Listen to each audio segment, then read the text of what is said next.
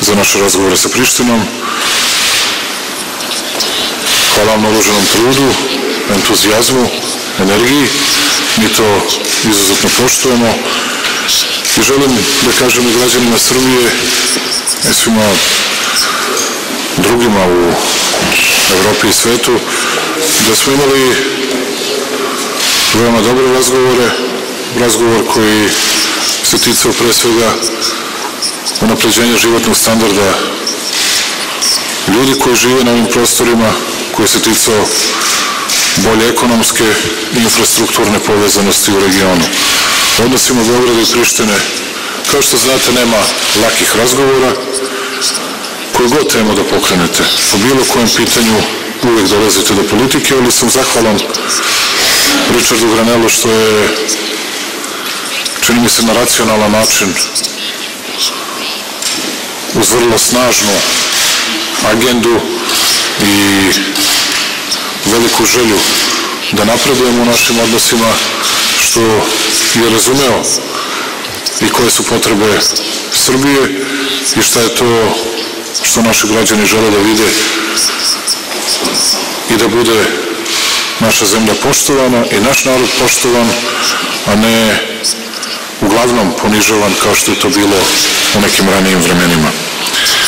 Ja sam izneo gospodinu Grenelu sve probleme koje imamo od uvođenja taksi na robu iz centralne Srbije. Mi smo samo u jednoj godini izgubili 435 miliona evra, dakle 1.039.000 na dnevnom nivou smo gubili novca. Naše, pre svega, prehrambene kompanije su gotovo u potpunosti izopštene sa kosovskog tržišta, dakle od Dijamanta, Pionira, Svjeslavama, Suneka, Viktorija, Marba, Bambija, mnogih drugih. Da ne govorimo o problemima sa kojima se suočava Habis Smederevo i mnoge druge kompanije. Takođe, mi smo zbog toga platili cenu i ukupne unutrašnje trgovine u okviru CEFTE i to je nanelo veliku štetu, ja mislim, i ljudima u Prištini, koliko i nama u Beogradu i drugim gradovima, selima i mestima širom Srbije. Zato sam zahvalan gospodinu Grenelu što je dobro razumeo koliko je važno da u savremenom svetu se uvek trudimo da napravimo dogovore i prevazilazimo te barijere. Pogledajte kako se i predsednik Trump borio za to da napravi deal, dogovor sa Narodnom Republikom Kinom, iako su tu odnosi potpuno drugačiji i neuporedivi sa ovim što mi imamo. Razgovarao sam sa gospodinom Grenelom i veoma dobar razgovor smo imali o daljem infrastrukturnom povezivanju između Beograda i Prištine. Mi smo spremni, kao što smo već potpisali sva neophodna dokumenta o izgradnji puta. To bi trebalo da ubrzamo, trebalo bi da vidimo i sa američkim kompanijama kako i šta možemo da ubrzamo, ali takođe smo razgovarali i o uspostavljanju železničke linije između Beograda i Prištine. Ja sam samo rekao da je za to od izuzetnog značaja, od izuzetne važnosti da takse budu sklonjene, jer je besmisleno da imamo železnički saobraćaj u kojem nemate robu. I da onda proveravate svakom čoveku u kesi šta je to što nosi negde i to nikakvog smisla ne bi imalo.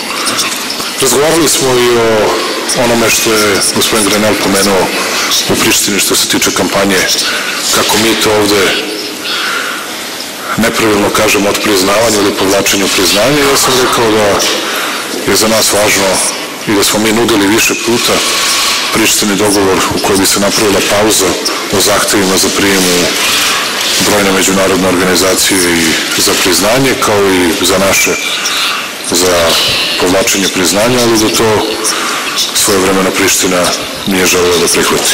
Razgovarali smo i o drugim temama vezanim za naše odnose sa Prištinom, ali već u ponedeljak gospodin Grenel će organizovati sastanak sa ekspertima za železnicu i za puteve i mi ćemo nastaviti da blisko sarađujemo po tim, rekao bih, ključnim pitanjima koji ne idu na štetu nikome. A naravno da će tu biti pitanja koja nisu laka, koja nisu jednostavna. I što se tiče aviolinije, mi imamo sad 3-4 koraka koje moraju negde simultano da idu. Jedan je to uspostavljanje kontakta između direktorata i KFOR-a, dakle, direktorata za civilno vazduhoplovstvo i KFOR-a, o tome smo već govorili, pravljenje njihovog sporazuma je korak broj 2, lex specialis je u Narodnoj skupštini korak broj 3 i korak broj 4 je naravno sporazum sa Lufthansom, koji direktorat mora da potpiše i to su stvari koje su za nas u okviru uspostavljanja aviolinije veoma važne. Onda ćemo sličan postupak samo sa malo drugačijim akterima, dakle da napravimo i za železnicu i da vidimo kako i na koji način da olakšamo život ljudima. I ne zaboravite jednu stvar za naš narod, za srpski narod.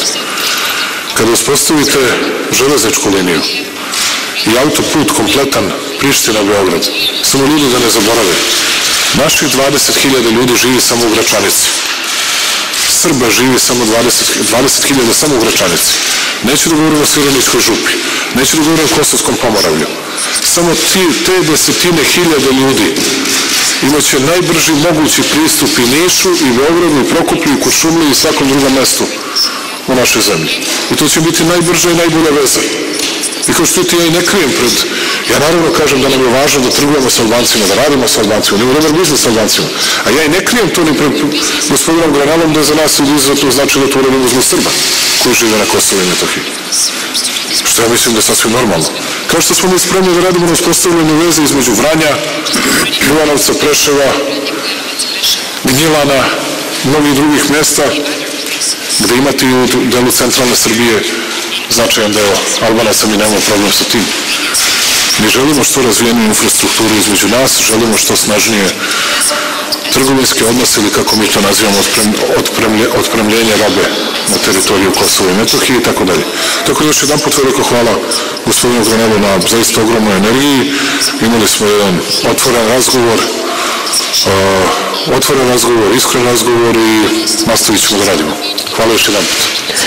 Hvala predsjedniče, specijalni izaslanik predsjednika SAD-a. I još jedna rečenica samo.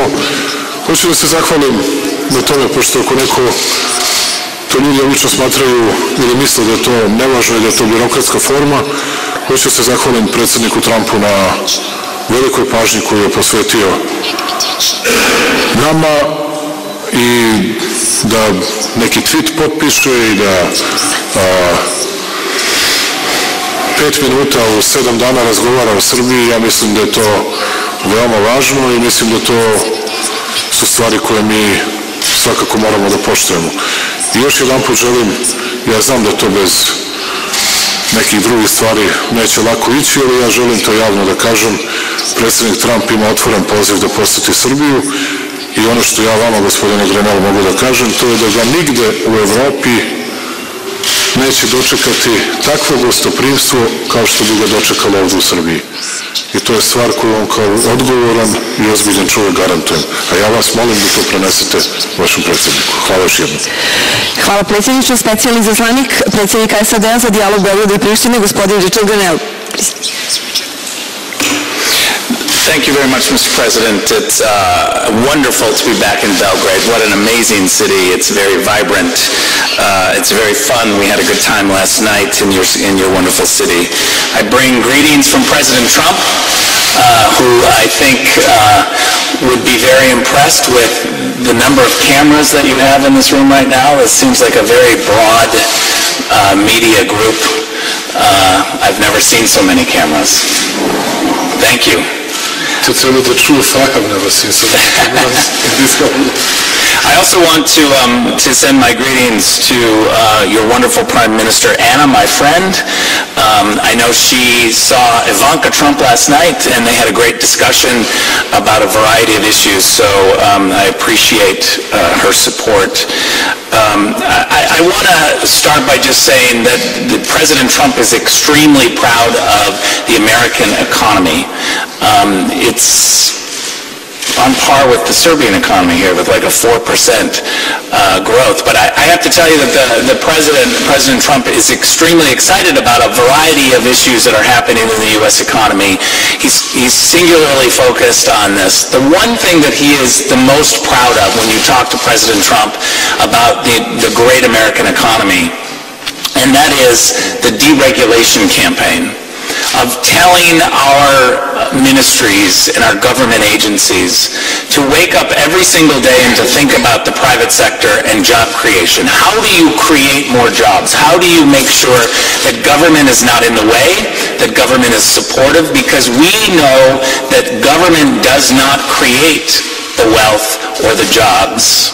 It's the private sector. So I am singularly focused on helping, through these political discussions, a focus on the economy. I'm going to leave the politics to you all. We come here just to push the parties together. I have no grand agenda. I have no ideas of what you should do. I'm not going to push you on specific ideas. I'm going to push you to help the economies grow. And so all I'm trying to do is to push both sides together to say, let's remember that we need to create more jobs and more opportunities for young people so that the young people of Serbia and the young people of Kosovo are trying to figure out ways to stay here and have a family and have hope and have a situation where they don't have to leave.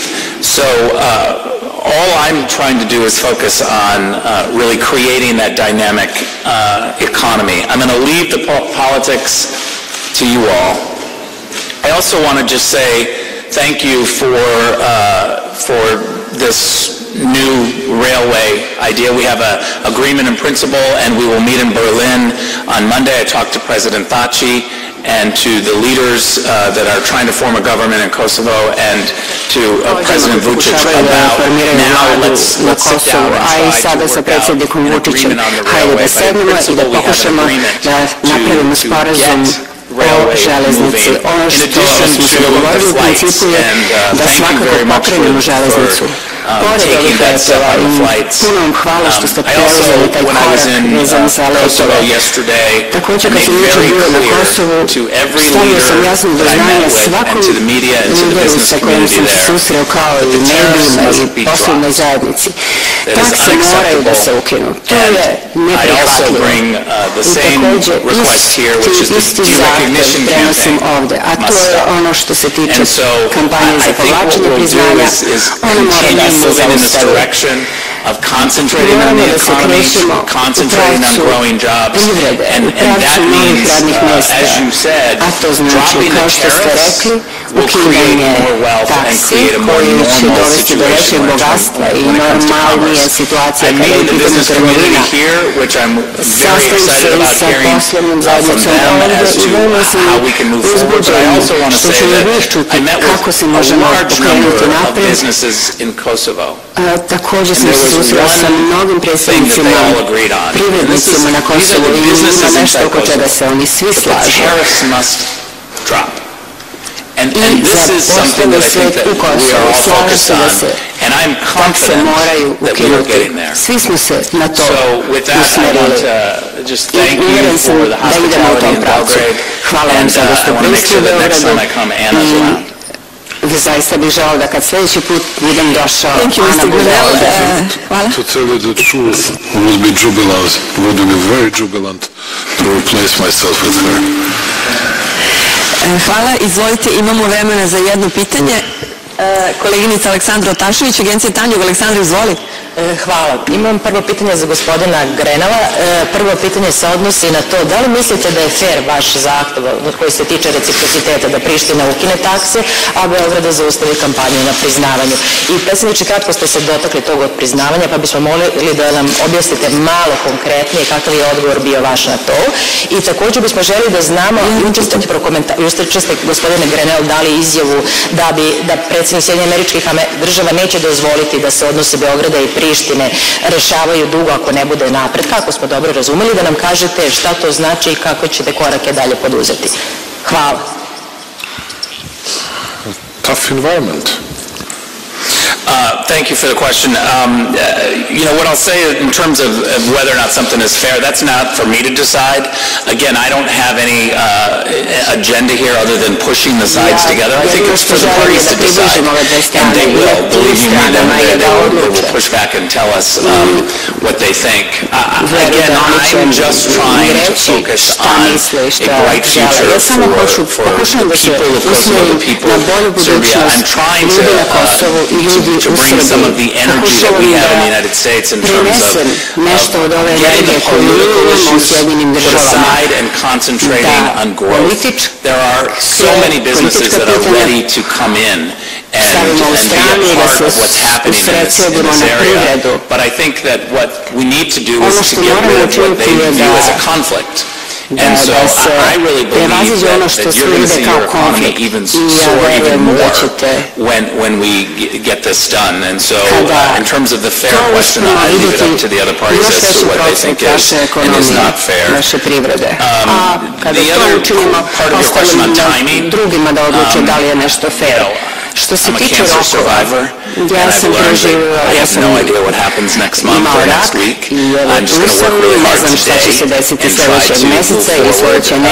samo me I have zanima no ovo što je idea how to danas predict the future, i da se but krene I will say napred. that Ne mogu da predviđam we feel a budućnost, ali sense ono što of mogu da excitement kažem and je da energy that zaista we're beginning osjećamo to talk and make some progress. određeno So as long as we're uzbuđenje i making energiju progress, kada se I think počinje we will razgovor, stay kada in se it. polako kreće napred. If the Mislim parties da smo decide krenuli napred themselves i nadam se da that ostajemo they're na done tom talking and it doesn't seem like a viable political solution, then we'll step out and I will go away and do something else. But the fact of the matter is that we're feeling some excitement right now and we're mi hopeful. ćemo se povući, ali sada osjećamo uzbuđenje, mogućnosti napretka i mislim da to pomaže.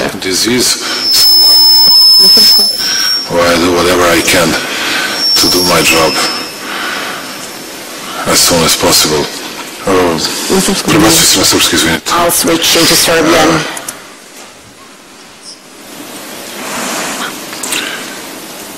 Ja sam govorio nešto u uvodnom delu i bit ću sasvim otvoren. Dakle, ja ne prihvatam povlačenje jednakosti između taksi i povlačenja priznanja. Znate, mi imamo drugačiji stav po pitanju nezavisnosti Kosova od Amerike i od Prištine. Oni žele priznanje nezavisnosti Kosova, mi ne želimo. Potpuno je logično da imamo drugačiji stav. Što se tiče taksi, one su uvedene bez ikakvog razloga i ne može da bude tante za kukuriku, mora da bude tante za tante, kako se to kaže u našem narodu. Dakle, ja sam rekao, mi smo imali stari predlog koji je bio veoma fair, da vidimo kako da pronađemo rešenje. Ne bežimo od toga, nema problema ako će to da snizi tenziju u celom regionu, ne samo odnosima između Beograda i Prištine. Ako će to da pomogne našem narodu na Kosovu, možemo mi da razgovaramo o tome. Ali onda ni mi ne možemo da radimo svoj posao ako ćete vi da nam kažete sledeće nedelje hoćemo da uđemo i tu međunarodnu organizaciju. Pa naš posao je da se tome suprotstavimo, jer drugačije gledamo na ustavno-pravni status Kosova nego što gledate vi. To znači da opet moramo da se vratimo u istom poslu. Dakle, to mora da bude neka vrsta obostranog dogovora. Ali nastavit ćemo da razgovaramo pa ćemo da vidimo. Ja sam zahvalan Richardu Grenelu na tome što je, jer znate, ovako će da ispada da smo mi negde za nešto krivi što su oni uvodili takse, a nismo krivi ni za što. Ne zaboravite da takse nisu uvedene ni da Srbija nije uvodila Prištini takse ni 2008. ni 2009. kada su proglasili nezavisnost. Čak ni tada Srbija to nije uradila. Oni su uvodili takse tako, zato što se svidelo jednom čovjeku da povećava svoj rejting, da pogazi CEFTA sporazum, da pogazi sve drugo. Ali da ostavimo to sve po strani. Nije sporno da mi pokušamo da pronađemo kompromisno rešenje, zato smo spremni da razgovaramo sa gospodinom Grenelom. I da budemo iskreni, on je bar fair. Pa vam u lice otvoreno to kaže. I ono što vam se sviđa i ono što vam se ne sviđa. Kao i ja njemu. A ovi drugi kad odu u Prištini govore jedno, u Beogradu govore drugo. Što se njega tiče, on govori isto u Prištini, isto u Beogradu. I ja sam mu na tome zahvalan. I to vam da cenim.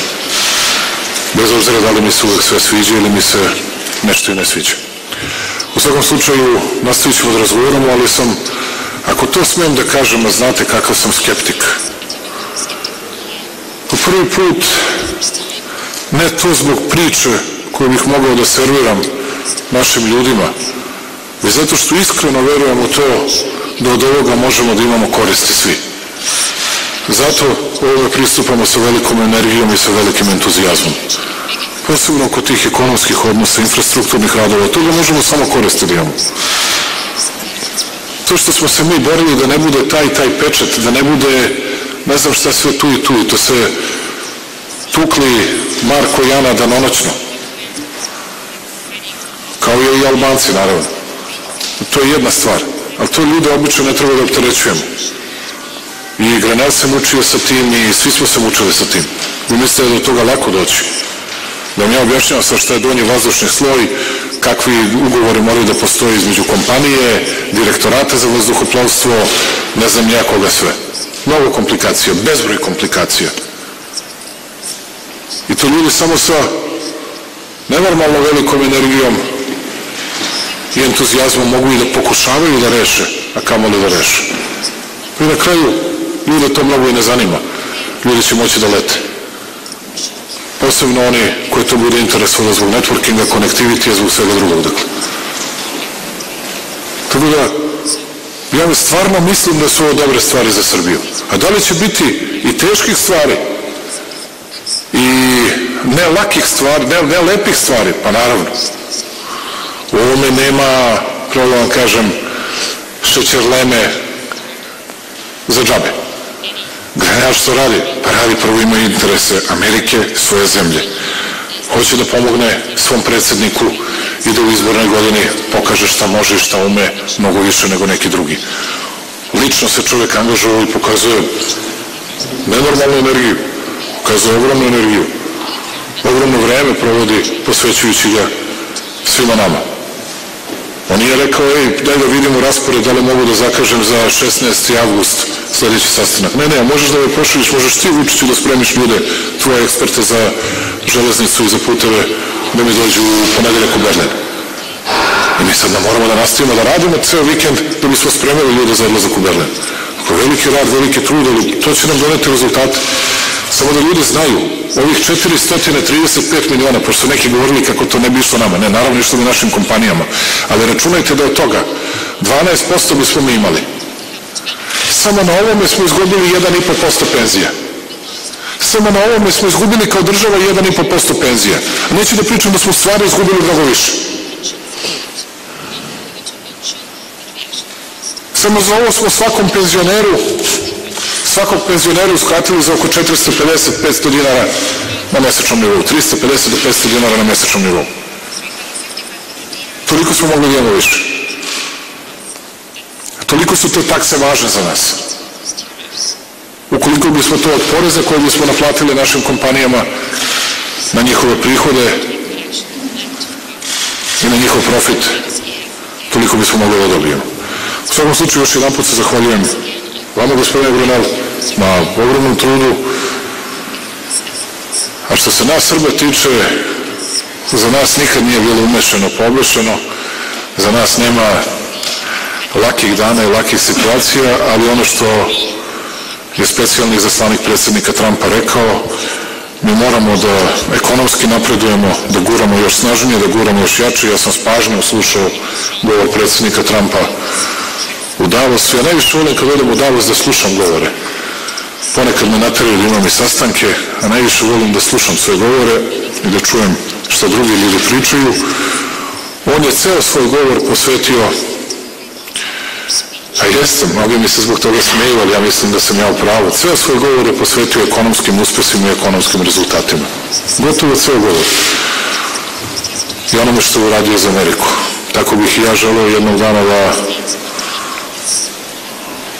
u zemlji koju volim najviše na svetu, koja nije velika kao Amerika, ali ja volim najviše na svetu, to je naša Srbija, da mogu da se pohvalim tako impresivnim rezultatima. Hvala još jedan put i sve najbolje vam želim.